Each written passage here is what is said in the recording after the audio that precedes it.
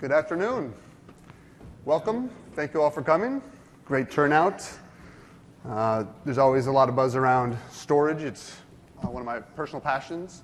My name is Josh Adams. I'm the Senior Program Manager in the ECG CAT team, and I specialize in kind of the customer-facing deployments of storage spaces. And what we do a lot of times is we work with customers externally, but then we have a lab called the Enterprise Engineering Center. We actually bring them in and help them do POCs, design reviews, and then ultimately help drive adoption out in the field. This is my colleague, Jason. Yep, I'm Jason Gerand. So I write content for TechNet about storage and file servers. And so we're gonna launch into a little bit of storage spaces. And real quick, just a level set, show of quick hands, how many people will know what storage spaces is? Okay, good. Okay, keep them up. How many people have deployed storage spaces? Excellent. And okay, in production. Fantastic. All right, give yourself a round of hands. Nice. Love it. Okay. Great. Yeah. Well, we'll go do a very quick overview of storage spaces then, and then we'll launch directly into our designing storage spaces solutions on Windows Server 2012 R2, and then go into some nitty-gritty, detailed best practices that we've picked up along the way. So to start off with, I wanted to give a little bit of positioning. Microsoft is really big on customer choice.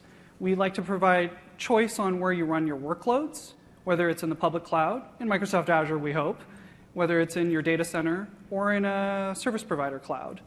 And similarly, we like to offer a lot of choice in your storage, whether it's in the public cloud, again in Azure, we hope, in hybrid cloud scenario with our StorSimple storage appliance, or whether you want to use a traditional SAN or NAS storage, we support that too. But our focus today, of course, is on software-defined storage using Windows Server 2012 R2 and storage spaces.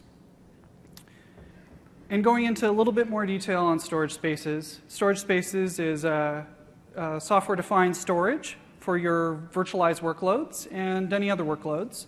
And it connects we're going to focus here on Hyper-V clusters, and the compute cluster will access its storage across a standard SMB3 network to the storage that's located on a clustered file server. And underneath the clustered file server, we have storage spaces with a bunch of industry standard SAS hard drives and SSDs. And going into a little bit more detail, those hard drives and SSDs are in relatively simple shared SAS storage enclosures. They're just a bunch of disks. And we add them to software-defined clustered storage pools. And once you've got them in these clustered storage pools, you no longer have to manage the disks individually. Instead, you can carve out virtual disk space that we call storage spaces. And on each storage space, you'll put a cluster shared volume, which is used for load balancing across the cluster nodes. And on those, you'll put continuously available file shares, which is where you store your virtual hard disks. So that's the crash course on what storage spaces is. And now we go into the design. Okay, we kind of broken it down. We wanted to hopefully give you guys a prescriptive set of steps that you could walk through and actually design your solutions. We kind of broke it down into kind of 7 high-level points. And I gave a very similar talk, actually, TechEd Barcelona last year. We had lots of equations. This talk, we've got rid of the equations, but trust the detail is still here. But so the 7 high-level steps start with, first you want to design for capacity. And the HDD tier, your spinning media, that's always what you design for capacity. And then the SSD tier, use a storage tier, that's going to be designed for your performance. So you pick quantities of HDDs you need, quantity of SSDs you need, SSDs you need, and then now you got to figure out how many storage enclosures to put them in. There's a few factors to determine, how many storage enclosures if you want enclosure awareness, for example. Sometimes you have to round up. Then you want to talk about resiliency. And a lot of times I front load resiliency even before you talk about performance. What you want the system to do is how important is resiliency. Because again, if you lose your data, it doesn't matter how performant your system is, you're out of luck. So we want to talk about all the different pivots that you can do in our subsystem to actually increase the resiliency up to a level that you're comfortable with. Then you want to actually pick the number of scale-up file server nodes. Those are the front-end Windows Server boxes that connect to your back-end JBODs. And then now that you have an idea of what exactly the hardware looks like, the number of scale-up file server nodes, your SAS fabric, your JBODs, your disks, then we want you really to work with an OEM, a partner, for their prescribed pre-validated solutions. So you kind of go to them with your shopping list. Hey, this is kind of what I come up with initial design. What do you have that will fit this bill? Kind of a small, medium, large kind of thing. And then after you procure that equipment, then now you actually want to configure the storage subsystem. And the first layer of abstraction is your pools. The next one is your virtual disks. So we'll talk about some details and nuances in that. And with that rounds out kind of this quick 7 steps of how to design your storage subsystem. Yeah. So starting off, you size your solution for capacity first by your hard disks. So start by identifying what your workloads are, and that determines what your resiliency type is. Pretty much that always means Mirror, because Mirror really offers great performance and good resiliency.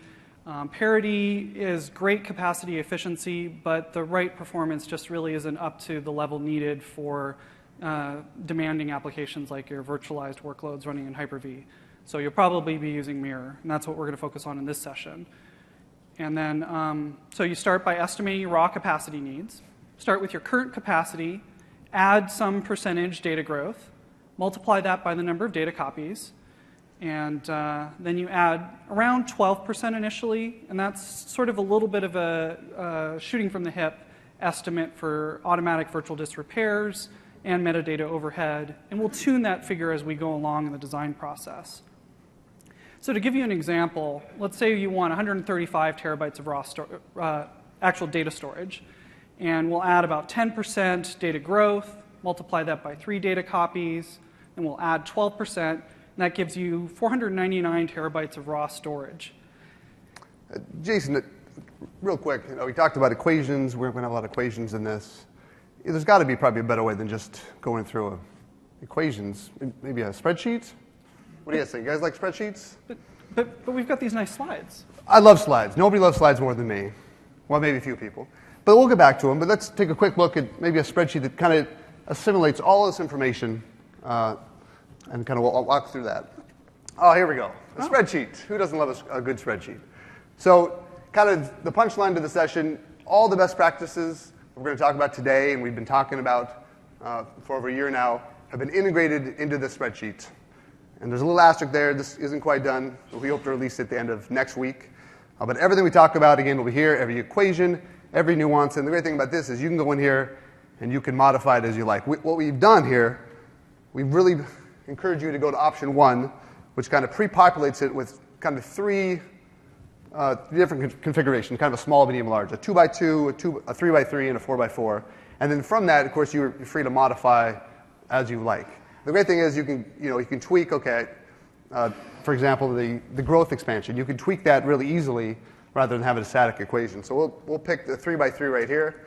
And this is going to pre-populate a lot of fields, and we'll talk about some of these fields both through the deck and switching back over to the spreadsheet. But right now, Jason was talking about, here's the size. So step 1 is define your workload. What are the workload characteristics? And again, in this talk, we're really talking about the Hyper-V, a virtualized workload. There's other workloads that have specific settings. In this talk specifically, we're talking about Hyper-V. Peak IOPS is something customers always want to kind of start with. Well, how many IOPS can it support? And of course, that's going to be driven by your SSD tier. And so you can put this in here, and again, the backend's computing how many SSDs you need. The baseline, that's kind of the minimum performance you want. Say you had something on your slower tier. What's the minimum amount of performance you want out of your spinning media? That's going to drive, again, spindle count. And then your total footprint of, say, your VM capacity. You can go back to the slide, it was 136 gigs.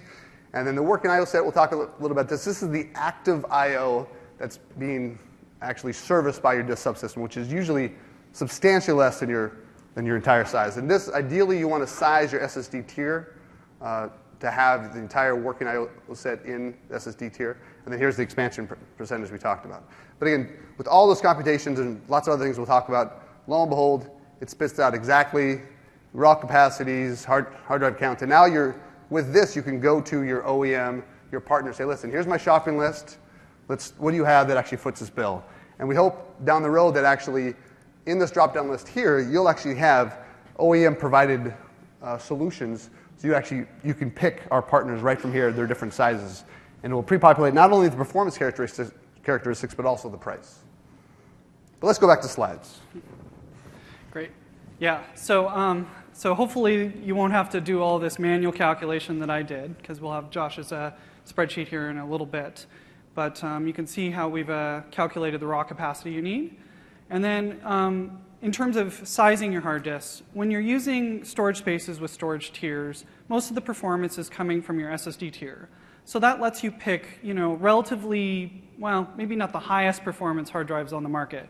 You can use these nearline 7200 RPM SAS hard drives that offer pretty good price for the amount of capacity you get. And then you'll divide the raw capacity you need by the size of the hard disk that you've selected.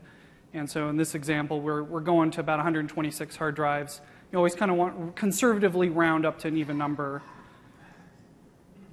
And then you size for your performance. And the performance, again, comes from your SSDs. And SSD performance plays sort of two roles. The number of SSDs you have determines your absolute performance you're going to get from the system. As you can imagine, that's how many SSDs in parallel you can read and write from. And so typically we find that a sweet spot in terms of sizing is that you'll have about one SSD for every 3 to 4 hard disks. And that typically works out to about 4 to 5 SSDs per enclosure per pool. With more SSDs, gives you greater absolute performance, but you might lose a little bit of capacity unless you size the whole system up. So, and then the other factor with SSD performance is the capacity. So the raw capacity you get from all the SSD tiers determines how much active data you can service from your SSD tier. So if you've got a really large working set, then you're going to want to use bigger SSDs and more of them so that you can fit all of your active data in the SSD tiers. So go ahead. Do you recommend MLC or SLC? So the question was MLC or SLC on the SSD technology. Yeah, we've seen great performance at MLC. That's definitely what we recommend. So we recommend pairing your nearline SAS 7.2K with just an MLC, average read-write performing SSD. Yeah.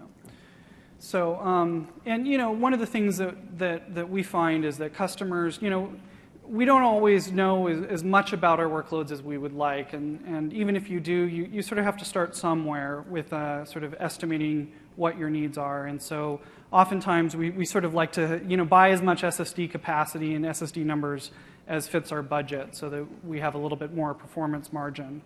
And so in this example, we're going to use 36 SSDs. We're going to pick 800 gigabyte ones. And then you go on to size your storage enclosures. And we generally recommend, start off with a storage enclosure that fits all of the disks you have. If you have more disks that fits in one enclosure, add some enclosures. And once you get up to 3 enclosures, you can use what's called enclosure awareness, which lets you have enclosure fault tolerance. So if an entire enclosure goes offline, you've still got your data copies in other storage enclosures, so your system can stay online. But that requires 3 or 4 enclosures, depending on the resiliency type you're using. And another thing to note is that each enclosure should be laid out identically with disks, but your hardware vendor will help you with that as well. So for this example, we have 140 hard disks, 36 SSDs would be a minimum of 176 disks. But we generally like to use enclosures fully populated. So we'll pick, say, 3 60-bay JBODs. We'll fill the JBODs evenly with 144 hard disks and 36 SSDs. And real quick, we'll see how that looks in the spreadsheet. We'll jump over here. And so this is similar numbers that Jason just described. So right now, we'll look at the back end. What's actually driving the number of disks you need in each tier? So if you go to quick calc, actually, make it a little bigger here.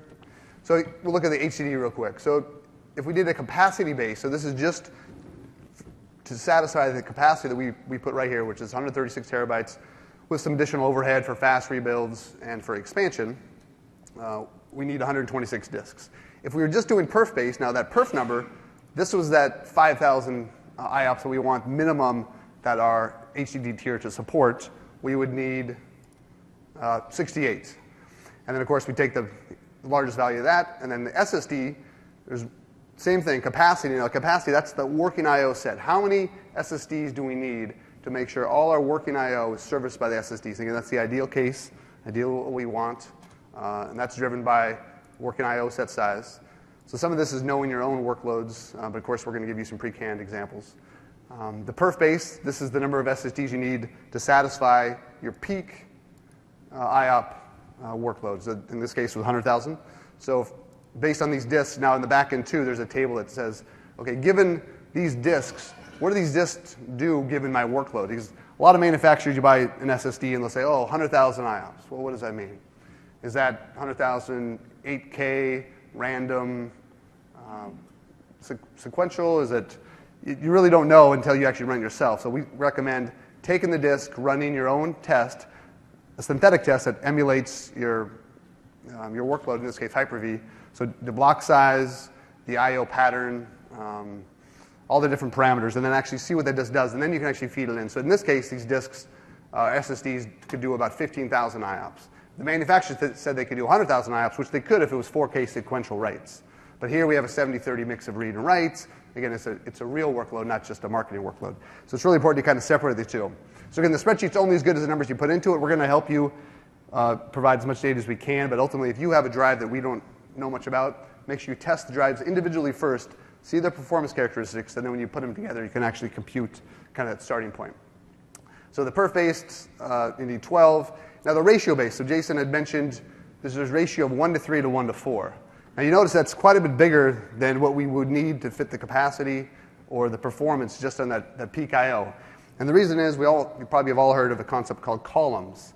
And in Windows Server 2012 R2, the column count is fixed between your both tiers, SSD tier and HDD tier.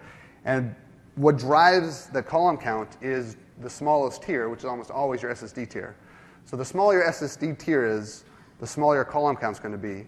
And there's a sweet spot of column count to about 3 to 4, which is what we like to see. And to get that in our testing, and kind of with the mix of drives, that's the ratio of 1 to 3 to 1 to 4. So that's solely to get your column count to kind of where we've seen the best performance at optimal price point. CPS is a great example. So all these, that's the biggest kind of the proving ground that Microsoft has got all this feedback from, is kind of building it ourselves, running it through at the largest scale. So that 1 to 3, 1 to 4 ratio. That's obviously the maximum of these three values. So that's going to be, you need at least 32 SSDs. And then in this, as Jason was saying, ideally you want to populate. A lot of customers say, well, I want to leave some drives open in my JBOD so I can slap in disk later. And you definitely can do that. But ideally there's some overhead operationally to expand your pools and you create new virtual disks. I mean, it's not a trivial operation, definitely supported and it works. But ideally, your JBODs will be fully populated with your disks. And so in the spreadsheet, there's actually a drop-down box that you want to fill your empty slots. Because if I say no, again, I don't need all these slots filled up, but I'm going to have 22 empty slots.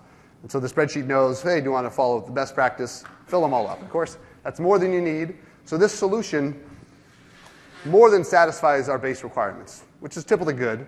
But of course, the solution cost might go up a little bit too. But again, best practice, fill your disk. And then, of course, going back to the JBODs, how do you calculate JBODs? Well, there's again 2 pivots. If you want EA or not, and it's only relevant if it's 3 or more, not that you have to use it. So it takes a max of if you want the minimum number to fit the drives or the minimum number to actually make it enclosure aware, which is 3 or more, depending on your storage layout. And so with all that back-end stuff you guys don't have to worry about, again, it's going to compute that all for you and give you kind of a best practice recommendation based on the configuration that you select and all the little tweaks that you put in it. Okay, back to the slides. So then you need to decide how you're going to handle disk failures. And so something that we get a lot is, how do you decide between 2 data copies and 3 data copies? And so it's a little bit of a judgment call here. You can start with 2 data copies, like a 2-way mirror with a small enclosure and small environments. But as you get more disks per pool, and as the disks get bigger, sort of the window during which you're going to be sweating when a disk fails kind of gets bigger. And so what happens is when a disk fails, and if you've got, let's say 84 disks in a pool, and they're all 6 terabytes or 8 terabyte disks, if you're using storage spaces to automatically repair your virtual disks, it's going to immediately kick off a repair operation, and it's going to start regenerating that data. But it's going to take a while to regenerate 6 terabytes or 8 terabytes of data. And if another disk fails in rapid succession, you could lose your data. And so that's where you start to look at using maybe a 3-way mirror instead of a 2-way mirror. But there's no hard and fast rule there. It's sort of what your comfort level is, how big your drives are, and how much you value resiliency. So, and then, as I mentioned before, we recommend setting aside spare pool capacity to automatically repair your virtual disks. And then one of the other things, that, in addition to gaining resiliency, this sort of gains sanity in your data center. When you've got only 2 data copies and you don't have disks set aside for automatic rebuild, when one of those disks fails, you're probably going to be, somebody's going to get paged in the middle of the night, probably, to go in and replace the disk.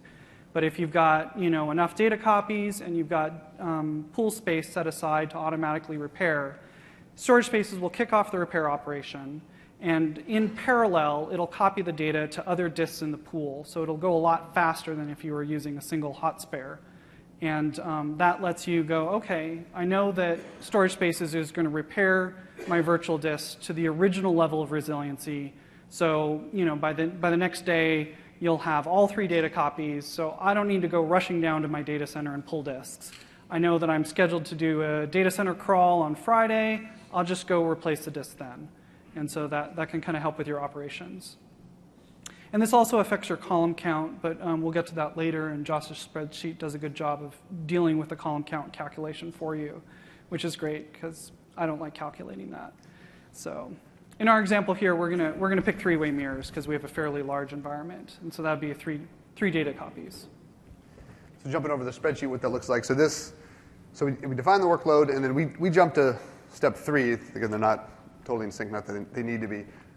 I wanted to talk about in the spreadsheet too, because this is meant not only for Windows Server 2012 R2, but also for Windows Server 2016. So some of you probably have gone to some of the sessions around what we're doing in storage and Windows Server 2016. So this is designed to be extensible, so we can quickly rev this for the latest release. The architecture we talk about, again, Jason talked about it on the overview slide. This is disaggregated, where compute and storage is separate. There's been some, I believe, Colossus session they discussed in Windows Server 2016. We're actually going to support hyperconverged. So if you actually go down here and pick storage spaces direct, notice now your minimum software revs up, Windows Server 2016, and then this will actually allow you to select hyperconverge as well. So again, this is going to, think about this, this is going to be your go-to for current technology and going forward. So step 3, the resiliency level. Jason was talking about the 2 primary, definitely mirroring for production of virtualized workloads, 2-way, 3-way. And then the fast rebuild, that's that automatic rebuilding of a failed disk. We don't even really want you to not select it, so it's just yes. Definitely, it's much more resilient. It's much more dynamic than having a hot spare. Not that you could still do hot spares, but for all intents and purposes, think fast build, rebuild. And what that means is you have to leave unallocated space in your pool. So then you actually, with a virtual disk, actually has a failed disk, then it'll pull from that free capacity. And that's kind of a gotcha that a lot of customers have gotten. We've got a lot of feedback, is the system will let you fully allocate your pool, and you have no space left, and it won't even tell you, hey, if I have a failure, I'm not going to be a rebuild.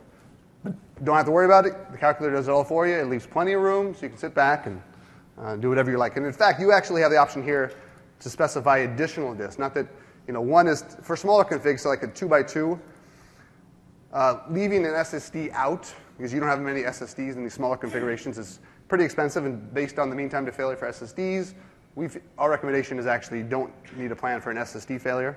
So again, the spreadsheet allows you to tweak to that level of granularity to decide how many fast rebuilds you want to allow in your storage design.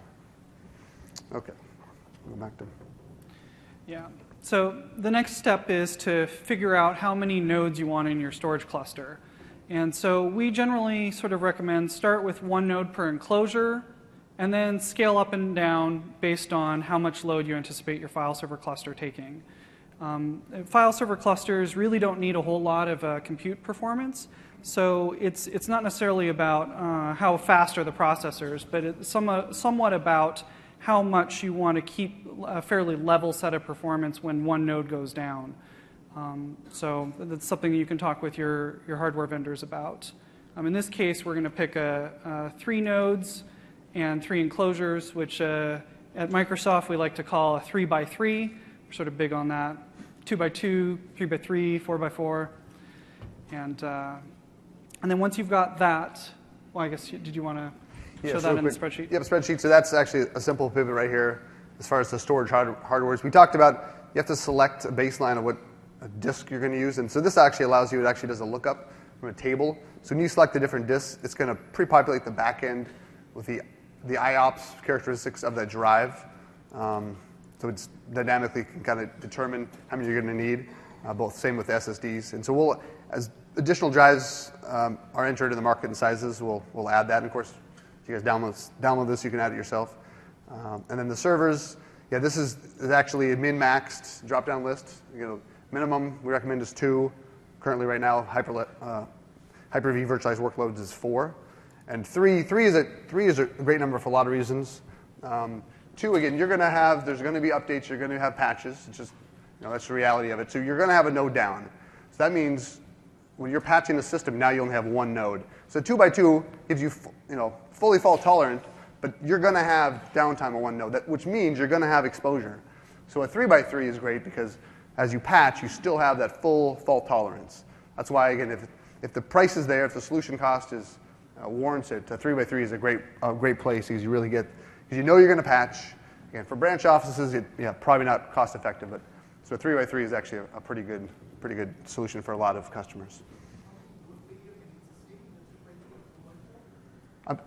How many?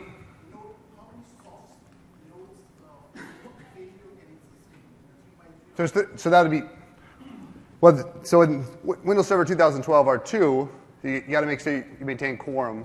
So the node failure should be 1.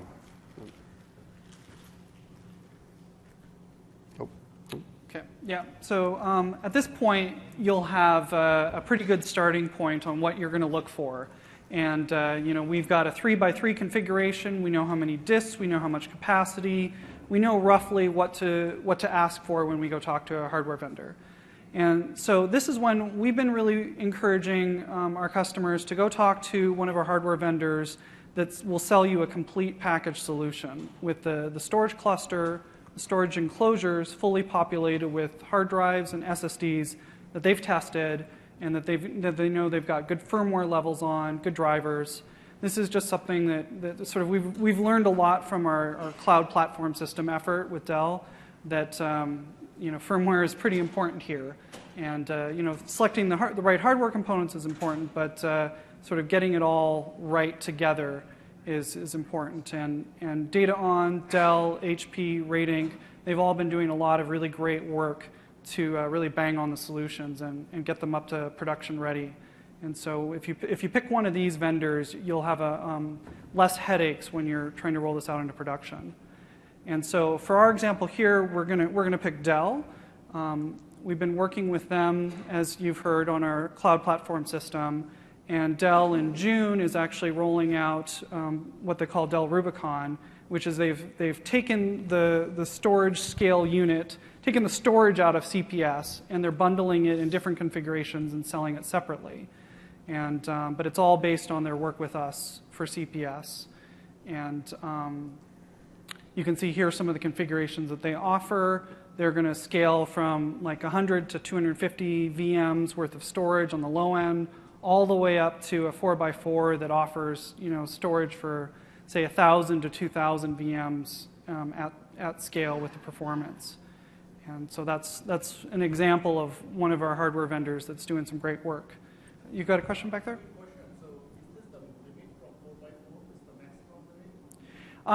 The question was, is this the limit for 4x4? And I would say no. You can go bigger than that. It's a matter of what the hardware vendor and what Microsoft has tested. Some of our hardware vendors are looking at bigger solutions, so it's really something to have a conversation with your hardware vendor about. So, yeah, and then moving forward, oh, and I guess I should mention, let's see, moving back one, Dell has a breakout session on this configuration, and they also have some of these configurations in their booth at the expo, so you should go check that out. And we have other hardware vendors at the expo too, and they're great to talk to. We love our hardware vendors. So. And real quick, I wanted to just the question, sorry, was a little bit hearing, when I talked about you got to make quorum, there's two concepts of quorum in the SSU. There's storage quorum on your disk level, and then there's the quorum actually on the cluster. So failover clustering, if you have a 4-node failover cluster, you can lose 3 nodes. All those roles can be failed over to that one Scala file server. The disk quorum, you need to have more than 50% of your disk online to be able to access that data. And so that kind of comes into the enclosure awareness. People think, okay, enclosure awareness, if I have 2 enclosures with a 2-way mirror, I'm fine. In fact, enclosure awareness actually requires 3 JBODs, because again, we have to maintain more than 50%. So you can lose all you're down to one Scala, except one Scala file server node, and that will still service all the SME traffic will just simply route through that one. It's that on the disk level, we got to make sure we have more than 50% disks up at any given time. Does that help clarify? Okay. Oh, and then designing. So now we have the hardware. We worked with our OEM. They've given us some prescriptive guidance on what we should actually deploy. And they're also going to give you some guidance, too, of the optimal configuration on the spaces side as well. But we'll talk about the guidance that they're probably going to provide you. So the first level of abstraction on the storage spaces paradigm is pools. Now, pools, think about just 2 basic things. It's a fault domain. So any failed disk in one pool doesn't affect other disks. So sometimes, more pools give you more fault domains, which means you have more possibilities of failures that don't affect other disks and other pools. But again, there's a little bit of management overhead. Now, a pool is also a management domain. There's lots of defaults that get passed on to virtual disks or settings that are pool specific. So the more pools you have, of course, now you have more things to manage as well. And another thing is, too, talking about column counts. And column counts is the number of disks that you can, data can actually be written to at one time, read to. And so as you divide your aggregate sum of disks into smaller pieces, you have less disks that you can actually access, which your column counts gets lower. So there's always these trade-offs. More pools, more fault domains, higher resiliency, but more overhead, and potentially slower performance. Oh, here we go. So here's a kind of table that kind of showcases the different pool counts, the different mirroring types, 2 ways versus 3 ways, and the resultant overhead. And then also how many disks you can actually lose. And so there's lots of pivots, but ultimately the recommendation is keep your number of pools, and this is for clustered disks, less than or equal to 84. And the issue is it's not a hard-coded limit, but it has to do with failover times. So we have the whole stack be very resilient and robust. We want you to keep that less than or equal to 84. So then again, there's lots of things to think about, but ultimately, when it comes down to it, there's only a few optimum configurations that kind of bubble at the top. And then again, the spreadsheet is going to produce that for you. And then another best practice is divide your disk evenly between the pools. So kind of all things, asymmetrical designs are supported, but they're definitely harder to manage. So we definitely encourage everything to be symmetrical, and that's your disk layouts, your SSD, HDD layouts, not only in the JBOD themselves, but also the pools. It makes management that much easier.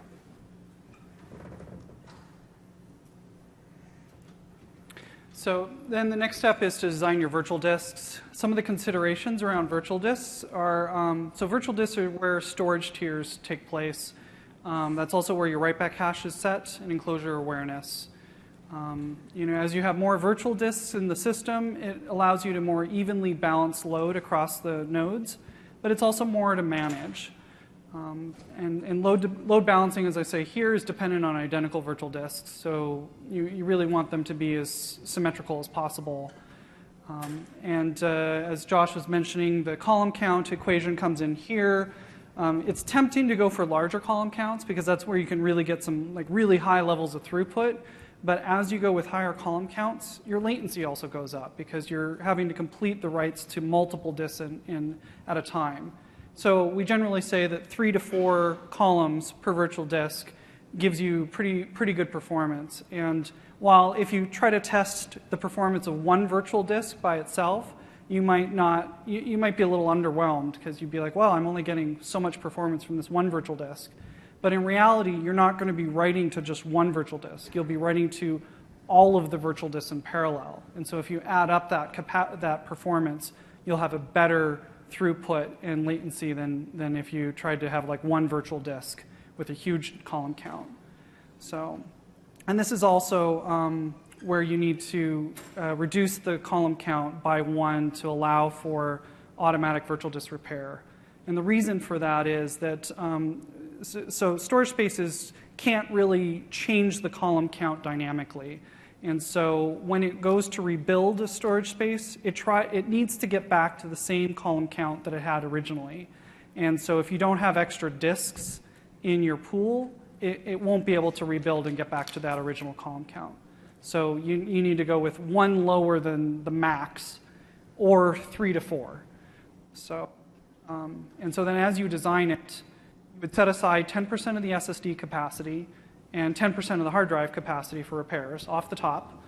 And you have to kind of do that by yourself. The storage spaces would let you allocate all of it, but you want to use Josh's spreadsheet to make sure you're not doing that.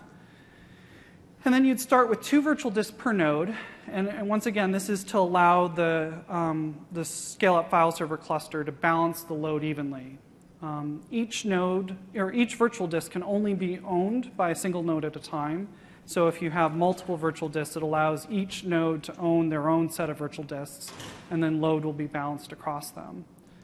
And then as you have 2 virtual disks per node, you may need to add more because we recommend keeping in Windows Server 2012 R2, we recommend that your virtual disk be a maximum of 10 terabytes in size or less. And then you'll want to divide your SSD capacity and your hard drive capacity evenly between the virtual disks using 3 to 4 columns. And do you want to, I think? Yeah, so the spreadsheets, go back over there. So this is where, okay, this is what you're going to hand to your partner, your OEM. You're going to come up with a BOM, probably procure some hardware. Then this is what's going to spit out. You see some dashes here, incomplete. That's why I can't send you a link right now. But we've talked about what it takes to actually determine the size. And again, it's straightforward but non-trivial. Like I said, you got to make sure you leave enough spare capacity for those fast rebuilds. You need to make sure you take an allowance of the write-back cache sizes, the column counts. And so again, that's all lots of nuances. And again, I've done the presentation where it's all just big long equations. Now all those equations are in here, and you'll be able to iterate. And then the great thing about this, at the end, if you want to actually, okay, now you want to go provision the system, just click the button. It's going to generate some representative PowerShell that you can actually then go take back and actually deploy it and do your POC. Karsten? One is more than the column count. Is this only for SSDs or also for the HDD? Yeah. So, yeah. So the question was, is the column count max minus 1 only for the SSD tier or the HDD tier? It's for the smallest tier. So it would probably be the SSD tier because you'll probably have many more HDDs than you need to maintain that column count. So it would be, if you've got the max that you could do on your SSD tier was 5, you would subtract 1 from that to get to your 4. So, yeah. Okay, so now we'll get into some nitty-gritty best practices that we've picked up along the way. So some of the procedural best practices are when you're scaling, Josh mentioned this earlier, we recommend scaling by adding entire storage clusters plus enclosures fully populated. While you can add enclosures or have enclosures that are half full and then add disks later, when you do that, to get it fully optimized, you actually have to kind of wipe your storage space configuration and rebuild it with the new fully populated enclosures so that you've got your spaces evenly allocated across all of the disks. And that's kind of a pain to do in production. And you can also end up with sort of differing firmware levels and differing model numbers of your disks. So it kind of just adds a lot of variables. You can do it, but we kind of recommend that you just add full storage scale units. Then the next thing that is always good is if you can monitor your existing workloads for the performance. The more you understand about the performance of your existing workloads, the better off you're going to be able to design your new storage solution. You can enter information directly into Josh's spreadsheet based on your numbers instead of just sort of our ballpark estimates. And then when later you go to do your proof of concept deployment with your new hardware, you can use these docs that we have linked here up on TechNet. The first one is testing storage spaces performance with synthetic workloads. And we've got some representative numbers that you can use to use the disk speed utility and really sort of stress your new deployment and get some performance numbers with it. But they're using some ballpark numbers that we've got. But if you understand your workloads really well, you can substitute your own numbers and really tailor it to the workload you're using. And then if you really want to stress your system, you can do some fault injection while you're applying load in your POC. And that can uncover some issues that you might have missed or show if things aren't quite configured correctly. And then once you've gotten some of your workloads up in your proof of concept deployment, you can use our monitoring storage tiers performance doc to do a tier optimization, which will spit out a really nice report that will show you what your working set is, how much of your data is actually being accessed frequently and is being stored in your SSD tier. And that can kind of help you really sort of nail down the amount of SSD capacity that you're using. And then as we've said before, we also are really encouraging you all to work with one of our storage spaces solution vendors. They've been doing some really great work on banging on these systems and making them production ready. And this is especially true when it comes to getting known good driver and firmware releases. So here's an example on the importance of firmware. Yeah, one of the customers we've worked with in the past, they came to the EEC and they were having performance issues. And so there's two colors there. The orangish colors, they represent the performance under two MPIO policies. So they were using MPIO. And at the scale they were hitting, so one SAS cable should be able to do about 2.1 gigabyte a second. So they're well below that. So the two policies they were looking at were round robin, which squirts the data across both, kind of like DNS round robin. So you actually, you can go beyond the 2.1 gig, because now you actually use two cables. Or the FOO, which is a failover only. So that means that it's only going to use the second cable if it loses the first cable. But in this case, because we're well below that 2.1 gigabyte a second, the performance should be equal. But clearly my color's a little off. The orange short bar and the one to the right of it, they should be equal, but they weren't. And that was due entirely to the firmware of the disk. And the disk was certified, it had been tested, but ultimately put against the stack, it didn't work as well as we hoped it would perform. So we worked with the vendor, got some new firmware, and the blue bars represent the new firmware. Drastic performance improvement, round robin. And at that time, the recommendation was use round robin for your MPIO policy, which again still is the default that we want you to use for your SSD disks. But again, firmware is software. Software needs updates. Case in point, again, this is a firmware in a disk. And initially, now that Microsoft, we own the disks. We don't want anything in the way, and that's why now we want to make sure that everything in between us and the actual writing that data, all the firmware, JBOD firmware, controller firmware, disk firmware, has been certified and tested. And that's why it's really important, we continue to stress, to work with the OEMs and the partners, because they've done this validation testing. They have the solutions that are known to work, and we stand behind them. So that's just kind of case in point about making sure your firmware is up to date and certified. And some deployment best practices. So these are things we've uncovered over the couple of years we've had storage spaces out in the wild. One of them is disable trim on the SSDs. Now, there's a lot of questions of why we would do that. The biggest reason is, again, go back to firmware, different drives, manufacturers implement that spec differently. And based on how our stack interacts with those drives, we've actually seen performance degradation based on different drives with trim enabled. So we recommend just, as by default, just disabling it and just get it out of the way. Disable all disk-based caches, same kind of thing.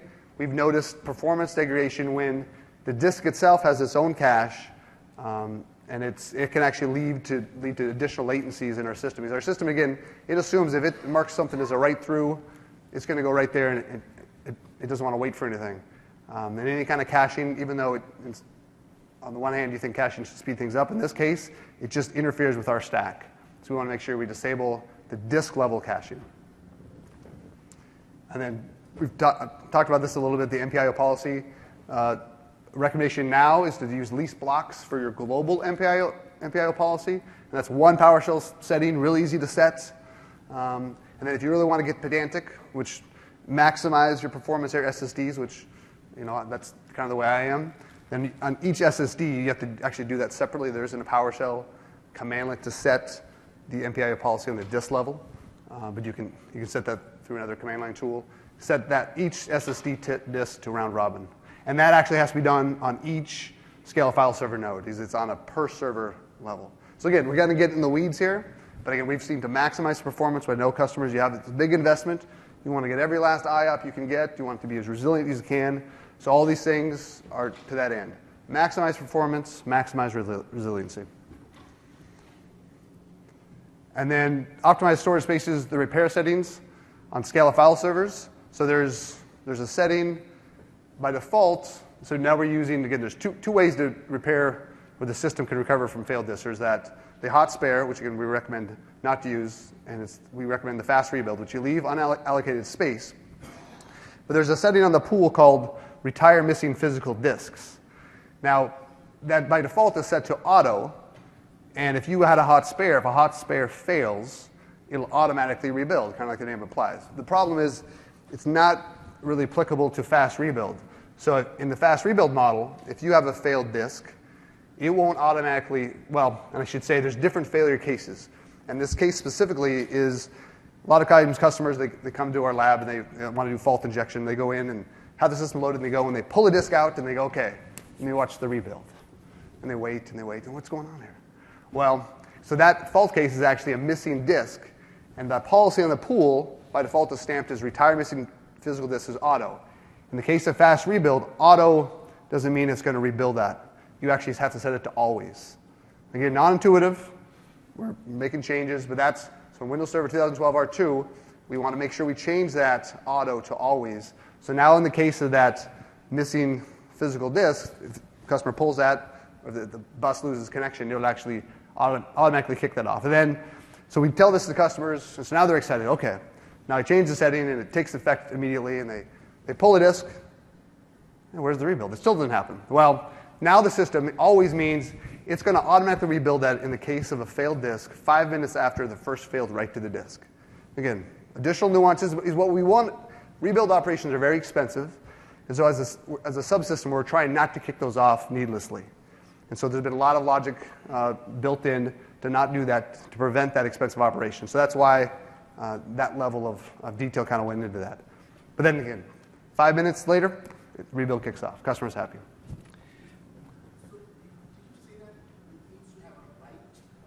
A failed write. So again, if the disk, if it's missing and it's not impacting anything, it's like, hey, I don't care. Again, we don't want to kick it off. We want the system too pedantic to do that. Again, go ahead.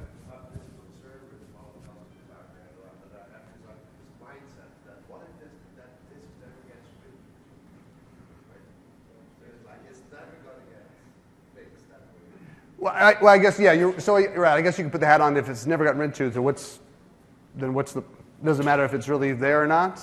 I mean, again, if it's not, I totally get it. It's, maybe they want it, even though it's not being used to be, and again, so the kind of the mindset of the development team was, we want to prevent the rebuild. When we kick it off, we want to do it fast and efficiently, which we will do. but we don't want to do it needlessly.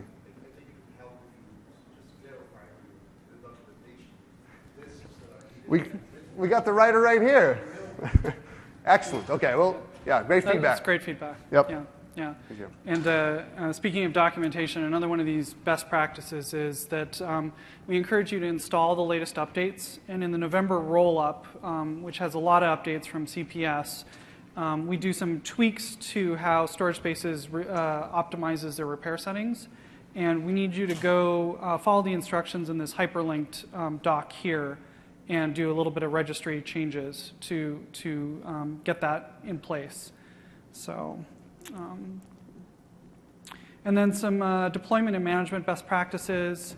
In terms of tools, if you're looking at a small scale environment, you can absolutely use Failover Cluster Manager. It works fine for, say, a 2-node file server cluster. But once you start getting into larger clusters, it can kind of get tedious, especially as you're creating 2 or more virtual disks per node with cluster shared volumes and shares. It starts to be a lot of wizards to add up. And there's also some PowerShell tasks that you need to do with it. So that's when we really start to encourage you to look at System Center Virtual Machine Manager in combination with PowerShell, since VMM is great for doing a lot of the tasks, but in 2012 R2, it still won't do your tier creation. So you're going to have to use PowerShell to do that and a few other things. We're working on that, but one of the things that it is good on is doing the share creation, because it automates the share handling for your virtual machines, which is something I hate dealing with, especially in PowerShell. So that's convenient. And then when it comes time to manage and monitor it, System Center, again, is actually a pretty good tool for this. You're already hopefully using VMM to manage your VMs, and it can do some significant storage management. And then Operations Manager can manage storage spaces with our newly released Storage Spaces Management Pack. Just came out, I think, last week or something. And so that gives you some things to monitor the storage health. And then we also have Jose Burrito's excellent teststoragehealth.ps1 script that we suggest running with some occasion to do some basic health and performance checks. And that's been something that's pretty handy. It's currently sized to a CPS configuration, but Jose's got some great blog posts that talk about how to tweak it to your specific configuration.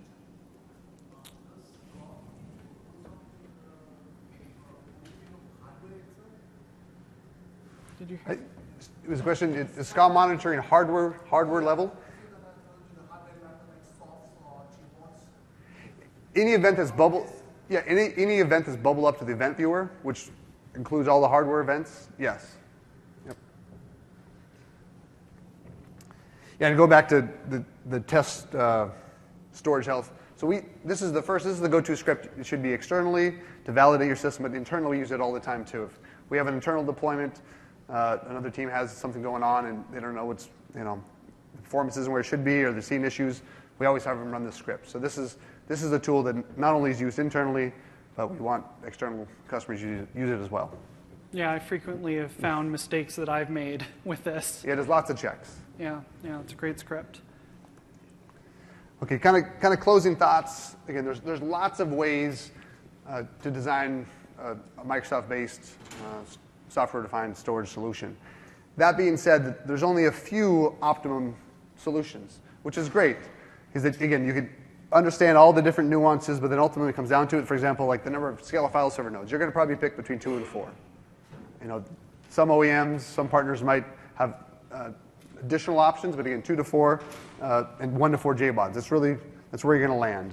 And then that's going to be able to scale from tens to hundreds of VMs to thousands of VMs. So again, there's lots of knobs and different things you can tweak, but ultimately when you come down to it, there's kind of like the small, medium, large, 2x2, 3x3, 4x4, and then you can kind of tweak some things in there. The pool designs, you can remember that your HDDs, that's your capacity play.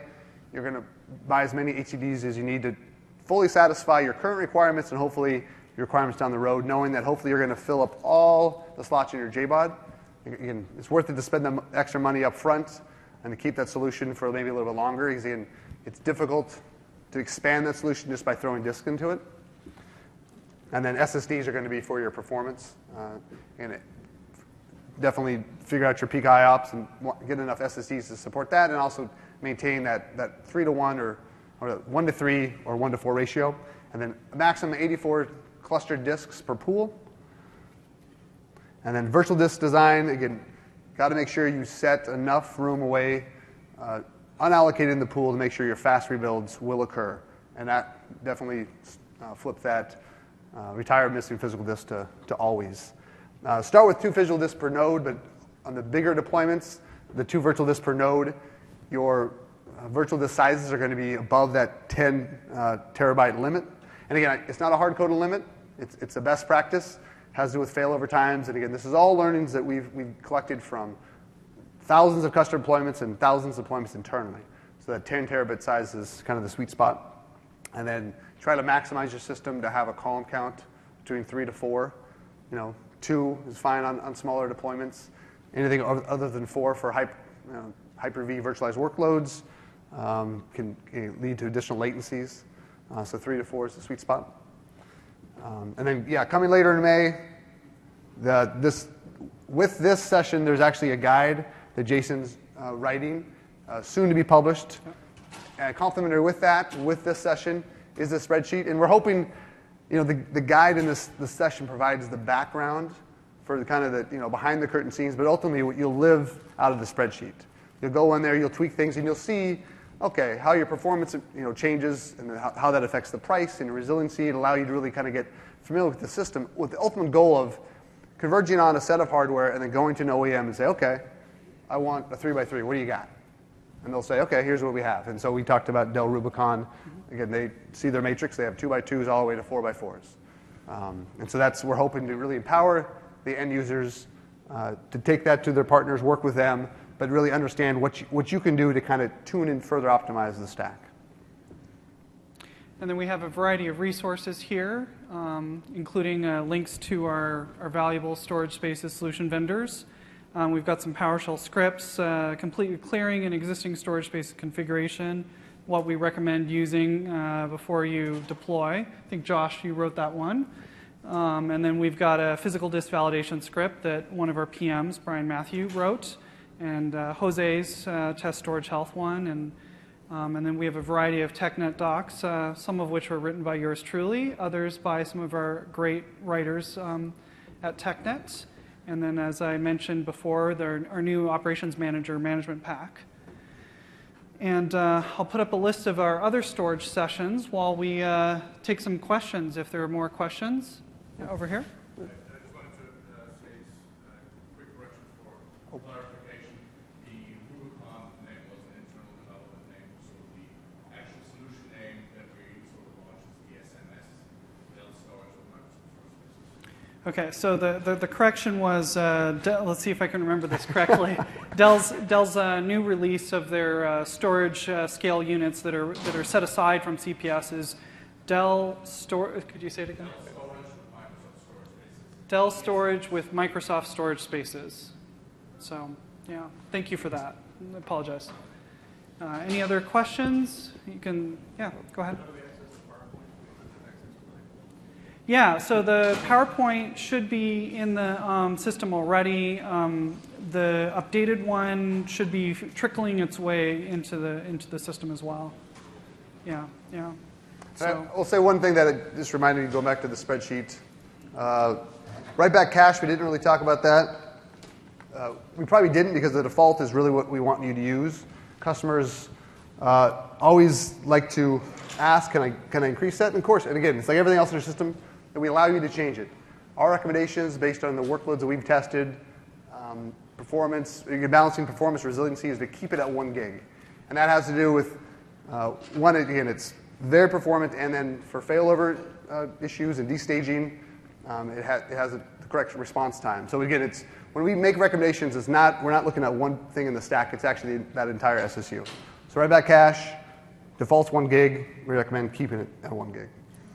And then I think that's all just the only thing I didn't mention on the spreadsheet. Yeah, any other questions, comments, feedback? Again, look for the link. There's actually, I don't know if I can write on this thing. Can I, is it, can you actually pin? I can't actually write on this thing. Try this one. Let's see, I was going to write the URL. There's lots of URLs here. Uh-oh, this is bad, isn't it? HTTP, what? HTTP aka.ms/spaces. That'll get you to all the documentation, all the links, everything you need to know. So I'm not going to even attempt to write that. Yeah. It's aka.ms/spaces. And that's, Jason pretty much owns that whole space as far as he's the writer of any content. So yeah, any feedback you have So you about can blame writing? me. Yeah. a question here? Does the spreadsheet address a scenario where the storage tier is not the primary design? Yeah, great question. Yes, and so there are additional options. If you go behind the scenes, you actually can define additional spaces. You can do quorum. You can do a quorum virtual disk. You can do a backup virtual disk. You can actually, parity is recommended for that. You can have different sizes. Exactly. That's kind of the 101 version. There's definitely a much more detailed, kind of scary look into it, which you'll have access to. Exactly. So you can define different sizes of pools for different things in virtual disks. Exactly. Do you have any takeaways for in case someone has to design a spaces that is not here? For example, if I want to design a QoS system here spaces, there is something different between design and use. Yeah, as far as the recommendations, no. There are partners that have those solutions, and we really encourage you to work with them. Our base recommendations really don't change, but again, that's why we really want you to go to the OEMs to work with them on their, if they have, for example, all-flash solution non-tiered. Yeah, definitely. Yeah, very exciting solutions out there, and that's what we definitely want you to talk to them. Because we work with them, they work with us, and so they have the recommendations for those specific solutions. So we have a question here. When the number of enclosures exceeds 4, so when you started getting like 6 or 8 enclosures, does that affect your recommendations for column count? Would you increase the column count to get better performance out of the system? Yeah, so the question was, if you end up with more than 4 enclosures, would you recommend increasing the column count? And I think the answer is still no Still on no. that. So usually the limit with 4 is sort of a practical limit that it can get difficult to have enough SAS ports in your nodes to allow you to scale to that. So some of our OEMs are doing some great work on getting around that. So. And one of the things that, mileage will vary, depends on the workload, but for the way that like a virtualized Hyper-V client accesses the storage, that's why 3 to 4 is recommended for the virtualized workload. Because as you get the column count increases, we've seen extended latencies that more than we're comfortable with. So that's why we say 3 to 4. And it gives you a good balance of performance as well. So it's not like your performance, we should it to be a good graph. Yeah. Performance doesn't improve linearly as you add column counts. And in fact, it really actually tails off, and then your latency goes way up. So yeah, 3 to 4, sweet spot, dial it in. Any other questions? Comments? Feedback, Appreciate you stuff coming. you want us to talk about? Really large storage spaces. You'd like bigger ones? Yeah. As far as like the volume size? 8 shelves is smallest. Okay. Yeah. Yeah. So the 10 terabyte virtual disk limit is a little on the small side for you, right? And the 4 spaces limitation is a little on the small side. The 4 JBOD limitation? Pools. The 4 pool. You can have more than 4 pools. Yeah, it starts acting. Okay. You should come talk to us Yeah, I'd love to. offline because we'd like to hear should be about fully that. supported with Yeah. additional pools. Yeah. We're doing something wrong, but yeah. What? Number 5 started causing queries. Okay, yeah, Yeah, definitely. yeah. My email address actually is Josh A. Feel free. And I'd love for you guys to be kind of the beta testers of the spreadsheet. When the link gets up, it'll be at the aka.ms wax spaces. There'll be a link to it. I really want this spreadsheet to serve you guys' needs, actually OEMs and external customers, and actually even internal as well. I kind of want it to kind of be the go-to shop. And so a lot of the information that's in there now is based on feedback that I've gotten from lots of customer engagements and a lot of different deployments I've done myself. And this is the work that we're doing because we've been hearing sort of the feedback that storage design is tough. And so Josh and I have both been trying to tackle that, trying to make it easier. I've been trying to gather the wisdom from all of our gurus like Josh and Matt Garson that we've got in our front row here, and collect it into the Storage Spaces Design Considerations Guide that I'm going to get published, and Josh's spreadsheet. And then the next thing that I'm working on is some deployment help So I've got a doc that I'm working on with that, and we've got some efforts on that front. And if you have other things, other pain points that you'd like us to sort of focus on, please, come by and chat with me about that. So, if there's any other questions, I can rattle on there. I had a couple of people come up to me and they asked, is storage spaces, is this a long-term play for Microsoft? And it's an easy answer for me because you only have to look to CPS. CPS is the marquee Microsoft's private cloud solution where we pit the best hardware, pre-validated with our software, all up. And that's based on storage spaces. So Microsoft is fully vested in storage spaces, both shared SaaS, and then moving forward, we've talked about an additional model we're introducing, the storage spaces direct. So yes, 100%. This virtualization software, SDX. We're 100% behind that. Oh, question, Matt? I'd like to hear from you in terms of having a single tier simply based on SSD is an ideal scenario for customer deployments and chip production environments. So you like maybe a specific guide produced by Microsoft for that scenario? Is that what I'm hearing? I'm trying to understand, is it an ideal scenario to have single SSD tier-based deployment for storage spaces? Well, so then that wouldn't be a tier. In that case, you don't even use tiering. So we are not using 2 tiers? Well, if you had just you're talking about just all SSDs. Yeah. So now tiering isn't even in it now. So now the whole equation, it's a little bit different. You're not using tiering functionality. It's just a non-tiered space.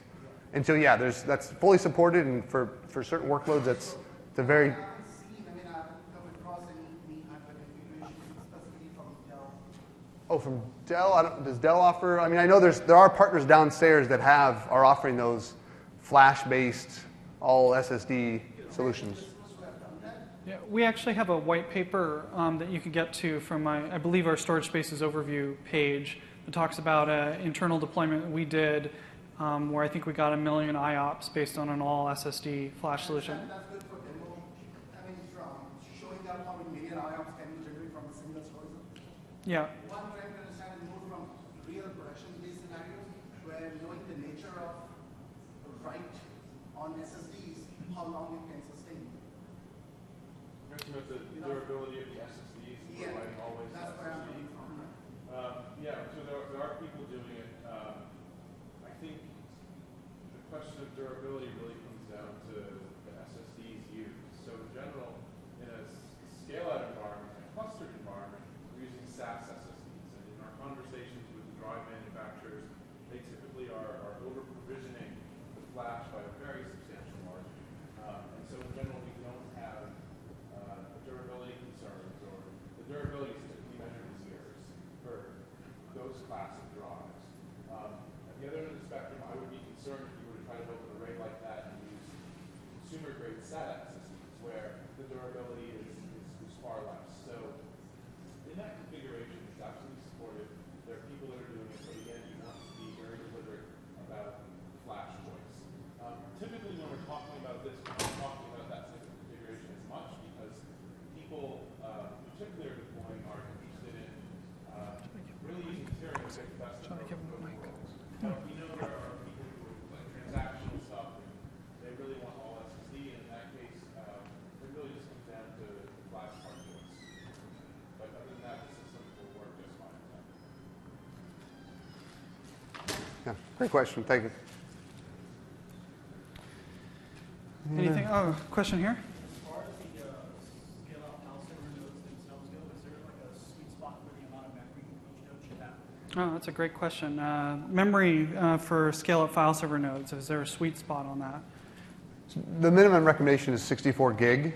So what we didn't talk about on purpose was deduplication. So for virtualized workloads in Windows Server 2012 R2, it's not recommended, not supported.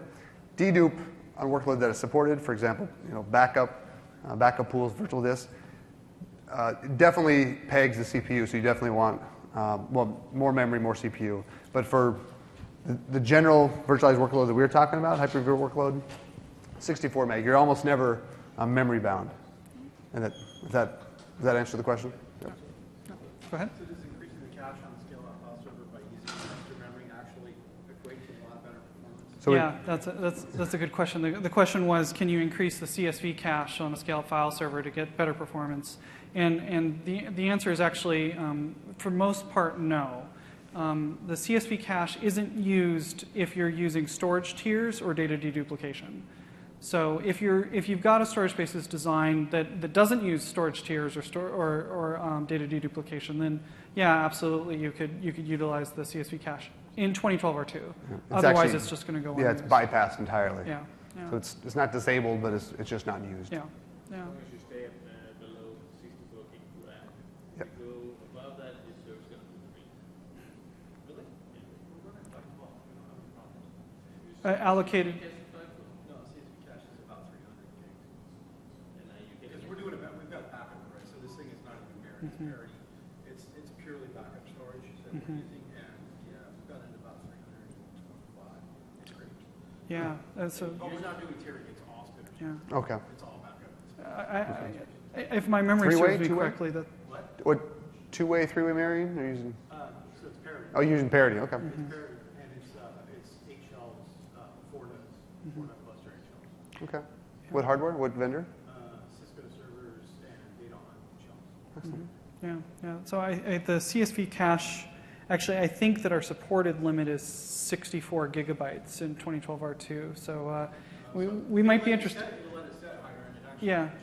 change performance when we jump. Yeah, yeah. Well, it's good to hear that you've been successful with that. Supported. Yeah. Although it sounds like some others have had. I see that multiple customers that it's literally blue screen. So Yeah, yeah, you need to have enough servers so that it can come up again before the next blue screen. So Yeah. it continues. I have We haven't had a single blue screen for running for about 4 months, 5 months. Excellent. all mine have been running on HP Deal, 80s. It's 3 days. Yeah, it's really I haven't tried it on a deal for 80 where Cisco comes. It's all UCI. Excellent. Any more questions, or you waiting for us to do a dance routine, or All right. Well, you thanks don't so much want for to see coming. that? Appreciate it. Thank you, everyone, for coming forth out and and deploy. chatting with us.